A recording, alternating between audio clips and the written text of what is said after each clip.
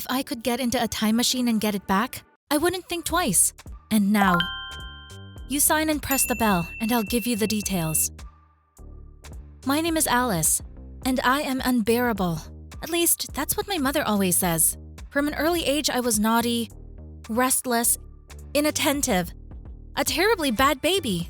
Who I went to? Unknown. And mother repeated it day after day, year after year. I turned 15, and I was firmly convinced that I was just a freak of nature, some bug, a glitch in the program, and that everyone around me just put up with me, like my mom. So I tried to be invisible in school. Ask my classmates if Alice was at school today or not. They will not know what to answer, as they never notice me. At home, the scheme was clear to me too. The less I come across, the better. So in the evenings, I sat in my room, trying to keep quiet. The school year was coming to an end. There was no more strength to study, and even more desire. The lesson was boring.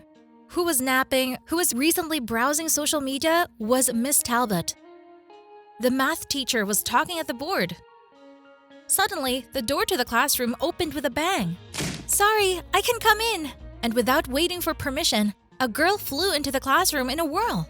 She threw her backpack on the empty seat and looked around. She smiled when I saw her. And I smiled too. "Who is she?" Miss Talbot continued her tedious monologue, and I looked quietly at the new one. She was wearing very bright clothes and a funny hoop on her head. It's like running away from a cartoon. After the lesson, everyone hurried to the dining room for lunch. Everyone was in a hurry, shouting, fussing. In the dining room, I was pulled my hand to take the tray, but the last one was grabbed a second before. I finally got enough food to go to the empty table, but it was immediately occupied by the boys, throwing backpacks on the table. I'm used to it. I'll eat on the windowsill in the corner. "Come to me! It's free!" Someone yelled so loudly behind me that I almost got a tray of food out of my hand. But suddenly I was blocked by the road. I could not move slowly to the windowsill. "Hey, I'm yelling at you!" That bright girl grabbed my elbow and dragged me to the table almost in the center of the hall. "It's not your day, is it?" I'm used to it. I could barely hear it. I couldn't believe that girl was talking to me. "Used to? Is it nice to be invisible?" I was silent, and the girl smiled again. "Okay, forget it. I'm Tyra. And it looks like we're classmates." I remembered this day hundreds of times. Meeting Tyra changed everything. We became friends with her, although we were like fire and water. Tyra was loud, obnoxious, and noisy girl. Everyone wanted to be friends with her in class. But only with me she communicated closely. Now in class, I was known as Tyra's friend. "Alice? Who's Alice?" "Well, she's Tyra's friend." Right. I ran to the school to see Tyra. In class, we'd throw each other funny notes. And after school, we'd walk in the park, talk, and then go home at night. For the first time in my life, I have a real friend. I dreamed of her and me spending the summer, going swimming in the lake, having picnics, sharing secrets, hanging out at my place and watching scary stories together late at night. And I'm sure it would have come true if it hadn't. Jordan. One day that nasty guy blocked Tyra and me out of school. "Listen, gorgeous, send me your address. Tonight, I'll pick you up. We'll go for the drive in the evening." And when he winked at Tyra, he pushed me with his shoulder and disappeared. That's cheeky. I couldn't stand it. He knows what he wants. I like it. "Tyra, tell him you're not going out with him." "We'll see." And Tyra hurried home, and I just stood there with my mouth open. There was so much anger in me that if Jordan would be there, it would destroy him in a second. After catching up with Tyra, I started telling her about Jordan. He has a terrible reputation. Today he walks with one girl, tomorrow he takes another one home, so it's better to have nothing to do with him. But Tyra stopped me with a gesture. "Come on, Alice, I'll decide. You're not my mother." It was our first fight. Because of the guy. I rushed home and fell on the bed. felt terrible. I won't let Jordan drive Tyra by the nose. In the evening, I was sitting in the bushes under Tyra's house. Jordan arrived. She jumped into the car and they left. I immediately called a taxi and followed them. After doing a few laps around town, Jordan went to the hills.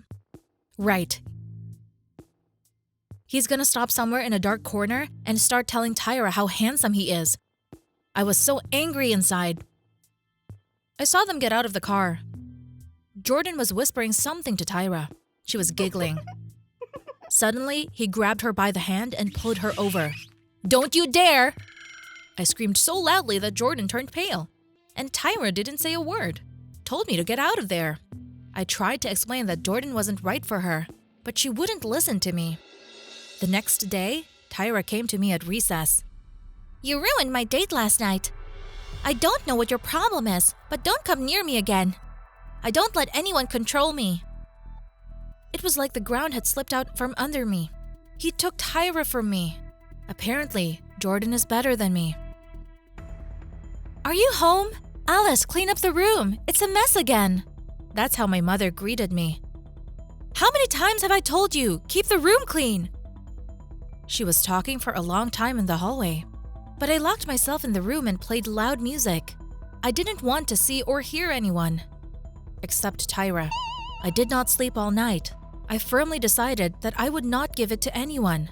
After capturing a screwdriver from the storage room, I went to school. Right in front of me, Jordan turned into the school parking lot. Well, the bad guy. I'm gonna ruin your day so you don't have to steal any more best friends. After waiting for the class to start, I snuck into the parking lot. I went to Jordan's car. I stabbed the wheel with a screwdriver. It wasn't easy, but I did make a couple of cuts. Then, I threw the screwdriver in the trash and hurried to school. Today, time seemed to have stopped. The lesson dragged on unbearably long. I kept looking at the clock. Even my teacher made a note to me. "Come on, all of you." Finally, everything was poured out into the street. I hid under a tree, and here is Jordan. He goes to the car, started her, and began to drive off the parking lot. But suddenly, I slowed down, and I saw Tyra getting into the car. "No! Tyra, wait! Don't!" I was running and waving my arms, trying to stop my friend, but she couldn't hear me. They were on the road, and in the mist, I saw Jordan brake, and suddenly his car started to go. And a minute later, a loud thud. I closed my eyes. It was over. These noises, they were coming. The ambulance. Opening my eyes, I saw Jordan's car hit a tree. On the cotton feet, I came closer. What I saw made me scream and cry. "Don't forget to sign, please." "Tyra, you're alive!" The girl was sitting near a tree. She had a big abrasion on her forehead. She hugged her knees and all trembled. I'm sorry. I sat down next to her and I cried. Through the tears, I saw that Jordan was safe too. Apparently his arm broke. The paramedic from the ambulance was dressing him up. I felt a strong grip on my shoulder and started shaking.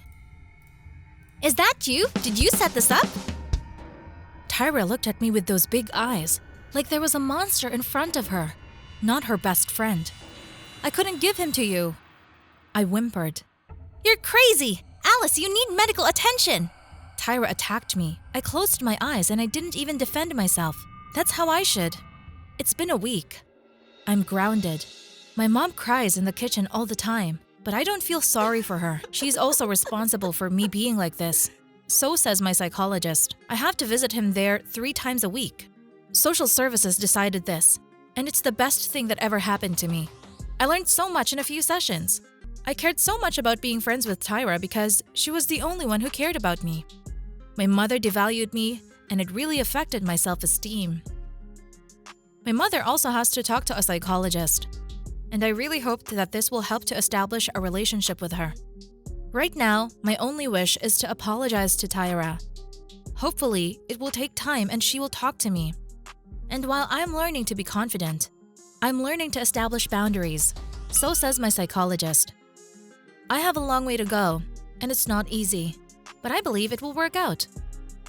And for you, there's a tip. Don't let anyone humiliate you. Even parents. Be happy and confident in yourself. Waiting for your like.